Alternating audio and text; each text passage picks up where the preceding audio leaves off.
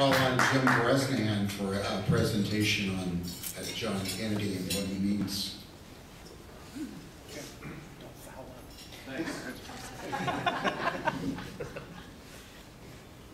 Jim is the chair of the St. Patrick's Day Parade, which is an important event for our community, and he's also the former president of the Bricklayers Union. Yes.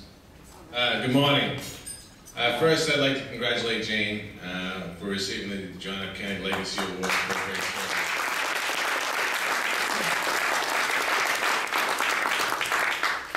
I wrote my speech down, but I know that I'm going to probably ad-lib and screw it up anyway. So,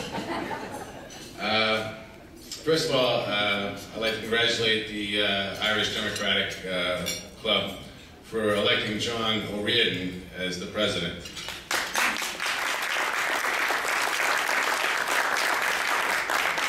I worked with John on the parade and several of the events the Irish Society has put on, and John's a breath of fresh air. John, he's hardworking and he wants to get good things done. The only thing that John lacks is a sensitivity to novice fiddle players. I'm learning how to play the fiddle, and John makes fun of me any chance he gets. The only reason I think that I was asked to speak here is because I have the appropriate accent. I want to be the eighth child of 12 children born to John and Agnes Bresnahan. I'm originally from Lawrence, Mass. And my dad was the part of the 1949 overthrow of the Blue Bloods in Massachusetts, organized by John McCormick, who was then Majority Whip of the House of Representatives. And what McCormick did was recruited the Irish after World War II to oust the Blue Bloods. The Blue Bloods were the WASP elite who ran Massachusetts. If you weren't a rich man, you couldn't be a politician in Massachusetts outside of Boston. And the things that they fought for were education for all, the health and security of retirees, ensuring that they were entitled to decent health care, and the right to form unions for workers to get a fair share of what they produce. We're also taught the love of reading, and education being the most important thing that you can give a child. I have, of all my 11 brothers and sisters, we've all graduated from college. And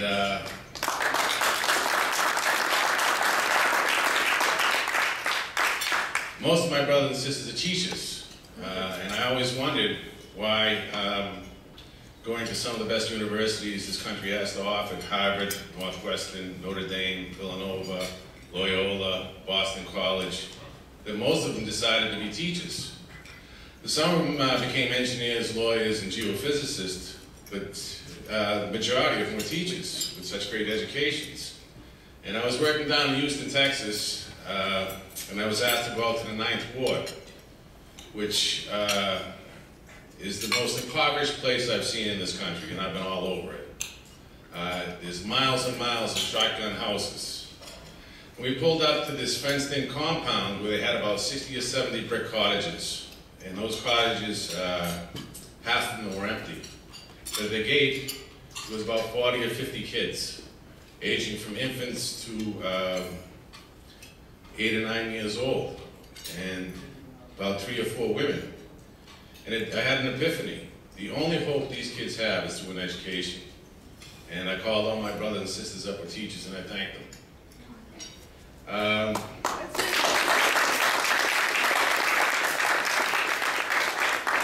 Everyone in my family, since we arrived in this country, not everyone, but we have served this country in the military. Since we're at the Marine Memorial, I can't leave out my Uncle Tom because my mother would really get mad, who was a 26-year infantryman in the Marine Corps, who was an infantryman in World War II, Korea, and 3 combat tours in Vietnam. And my sister, who was buried at Arlington, died the day she testified at Congress about the effects of Agent Orange. I'm going to go back to what I wrote down so I don't mess anything up. We were taught the love of reading, the history and the stories of the Irish struggle, and the struggle for social justice is not exclusively Irish. But these struggles mirror the struggles of other peoples of all ethnicities, that we are all God's children. My dad served in the state legislature from 1948 to 1976, serving as the chairman of the Ways and Means, also majority whip,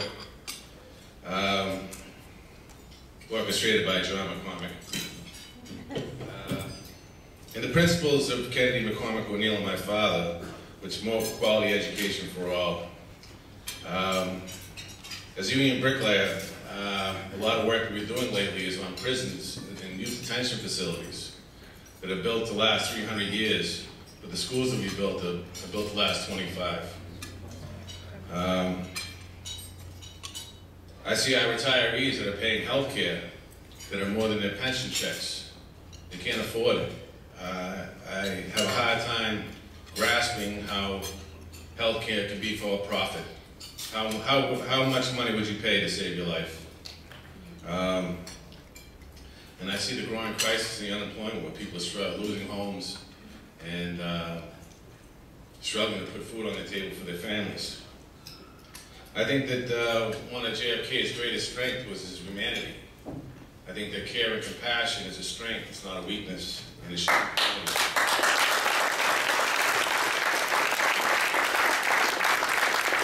So on behalf of the St. Patrick's Day Committee, I ask you all if you would march with us next year.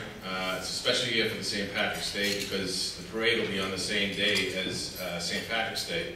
So we expect a huge turnout. So we ask you all to march under the banner of the Irish Democratic Club. In closing, when I was a kid, you had to learn to recite speeches, to recite poetry. And one of my favorites was JFK's, when he quoted Tennyson in Ulysses. And I'd like to close with that. We are not now the strength in which old days moved earth and heaven. That which we are, one equal temper, a heroic heart, made weak by time and fate, but strong in will. To seek, to find, and not to yield. The legacy of John F. Kennedy lives on. God bless all.